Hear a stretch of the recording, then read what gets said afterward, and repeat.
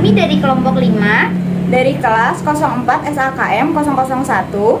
Sebelumnya, kami akan memperkenalkan diri kami masing-masing dengan saya Julia Arianti dengan NIM 2110112920. Dengan saya Hasna Jihan Zalfa dengan NIM 2110111200684. Dengan saya sendiri Jihan Amiri Madan dengan NIM 2110111201116. Oke, langsung saja ke pemateri yang pertama beserta pembahasannya. Hai teman-teman, saya Hasna Jihan Zalfa alias pemateri pertama yang akan membahas tentang pasar modal.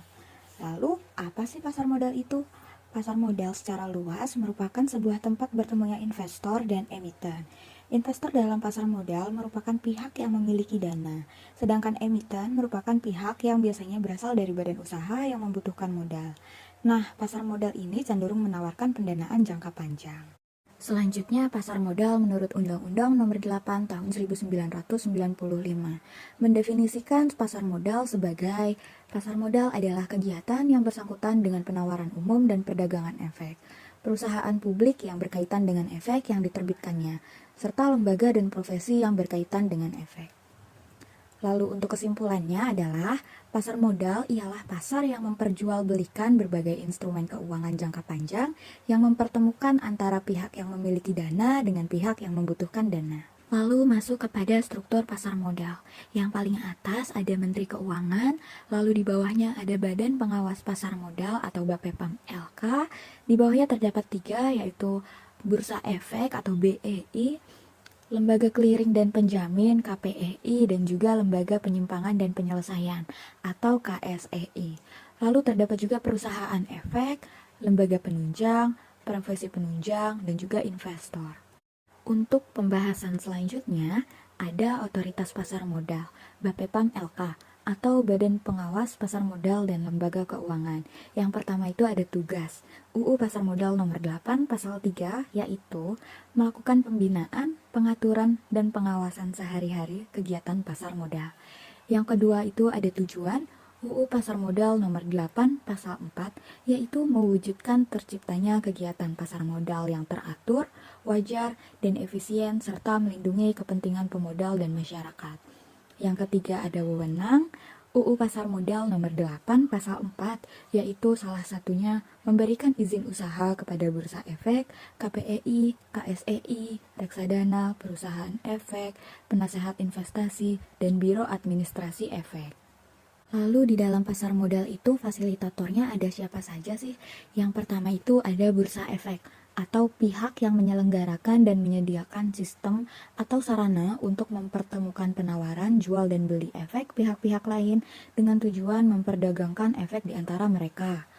Yang kedua ada KPEI, pihak yang menyelenggarakan jasa clearing dan penjamin penyelesaian transaksi bursa. Yang ketiga, KSEI atau pihak yang menyelenggarakan kegiatan kustodian sentral bagi bank kustodian, perusahaan efek, dan pihak lain. Lalu fasilitator yang tadi sudah disebutkan pasti mempunyai tugas. Untuk yang pertama itu tugas fasilitator bursa efek. Yang pertama menyelenggarakan perdagangan efek yang teratur, wajar, dan efisien, menyediakan sarana pendukung serta mengawasi kegiatan anggota bursa efek, lalu menyusun rencana anggaran tahunan dan penggunaan laba bursa efek, dan melaporkannya kepada Bapepam LK. Yang terakhir, Bursa Efek Indonesia fokus pada perdagangan saham dan obligasi.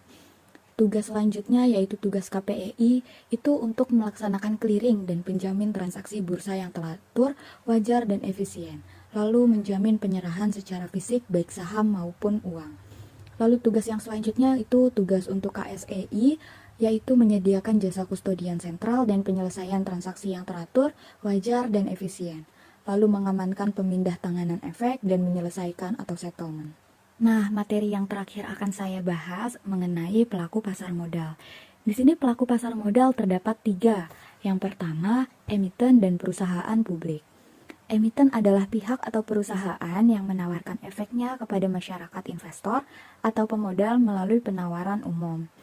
Untuk yang kedua, ada pemodal di pasar modal, yaitu perorangan, institusi, domestik, dan asing. Yang terakhir atau yang ketiga, ada perusahaan efek.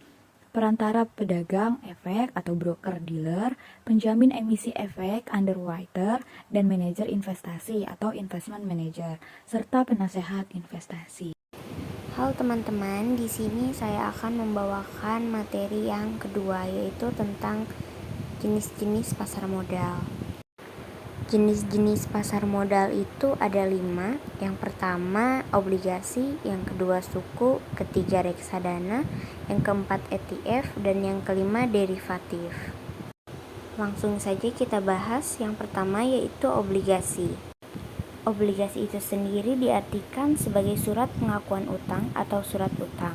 Obligasi diterbitkan oleh pihak berhutang kepada pihak yang berpiutang. Penerbitan obligasi disertai perjanjian untuk membayar kembali pokok utang beserta kupon bunganya pada waktu yang ditentukan. Nah, di sini ada contoh obligasi yang diterbitkan dan diperdagangkan di pasar modal. Yang pertama ada obligasi korporasi. Ini adalah obligasi berupa surat utang yang diterbitkan oleh perusahaan swasta nasional termasuk BUMN dan BUMD. Yang kedua ada surat utang negara. Surat utang negara atau surat berharga yang diterbitkan oleh pemerintah sesuai dengan UU nomor 24 tahun 2002. Yang ketiga ada suku korporasi. Ini merupakan instrumen berpendapatan tetap yang diterbitkan berdasarkan prinsip syariah sesuai ketentuan BAPEPAM dan LKNP 9A13 tentang efek syariah. Lalu yang selanjutnya ada suku.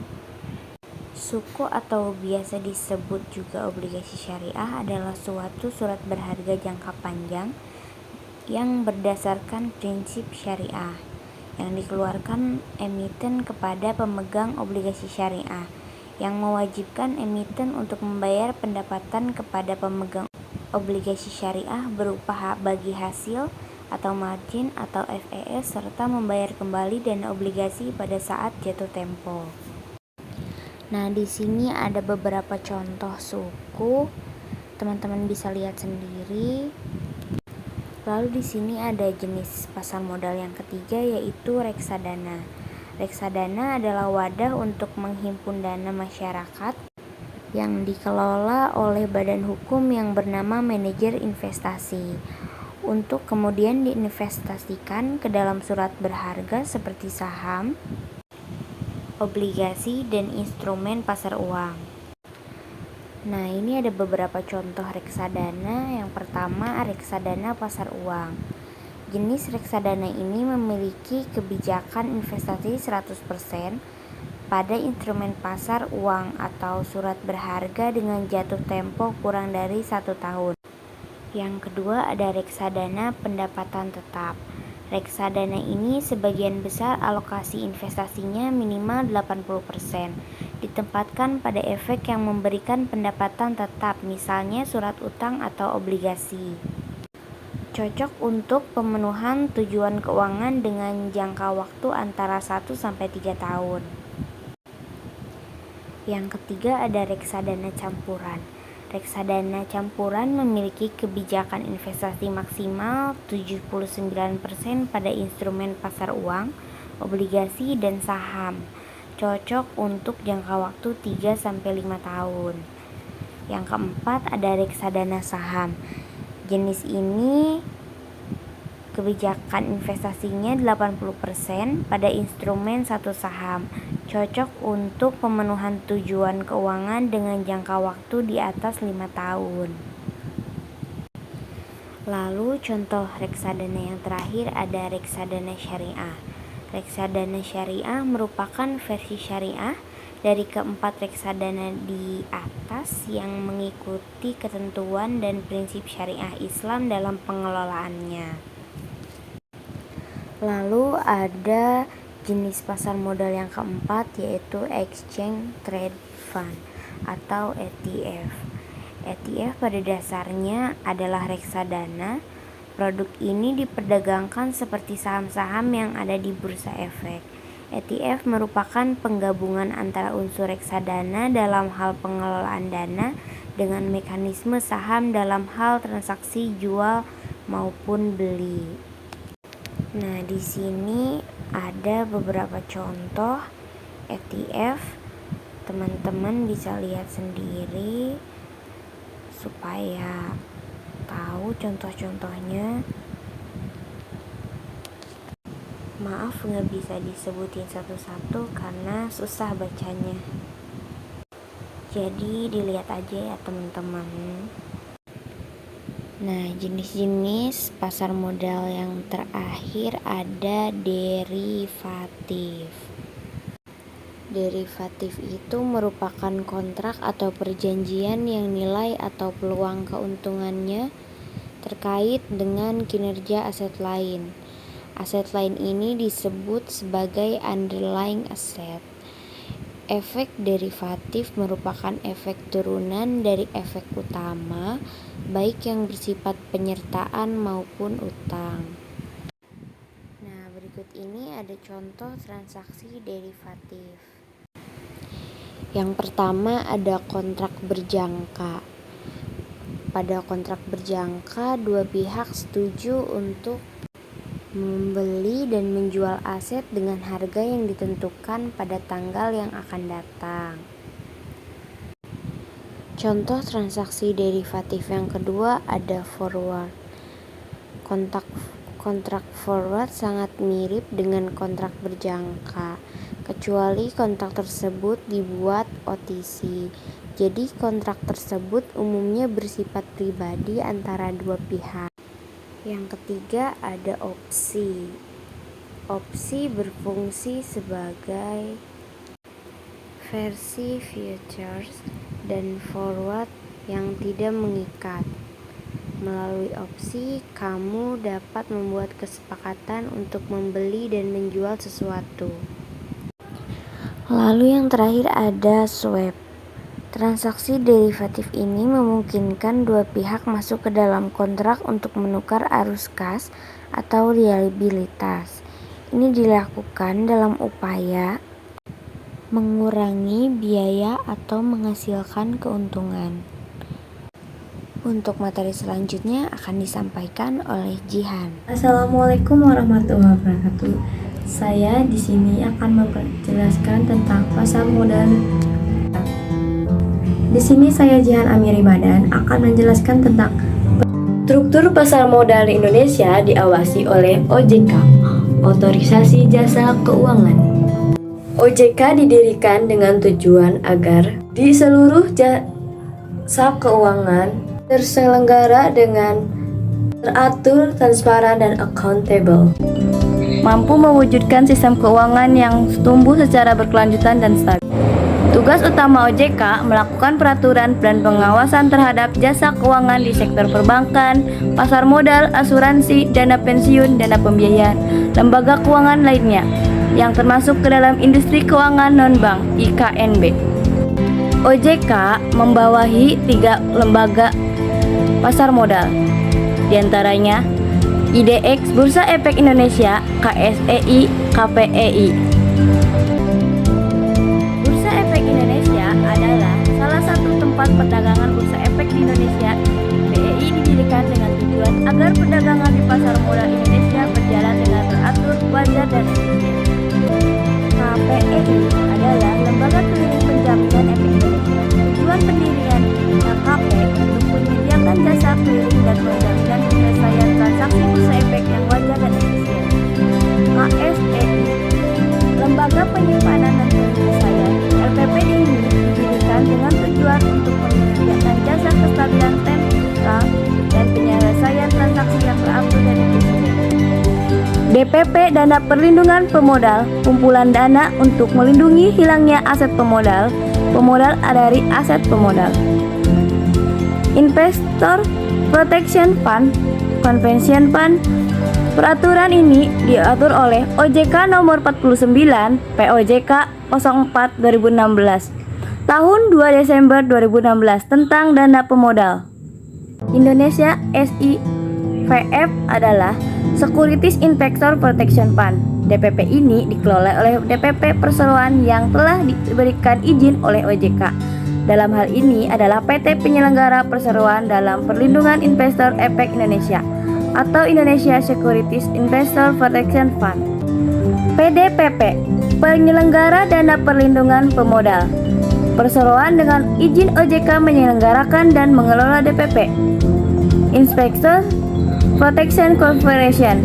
Peraturan ini diatur oleh OJK nomor 50 POJK 04 2016 tanggal 2 Desember 2016 tentang penyelenggara dana perlindungan pemodal. Lembaga penyelenggara dana perlindungan modal dan penanganan klaim dari pemodal dari kehilangnya aset berdasarkan izin OJK jasa keuangan POJK nomor 49 POJK 04 2016 DPP.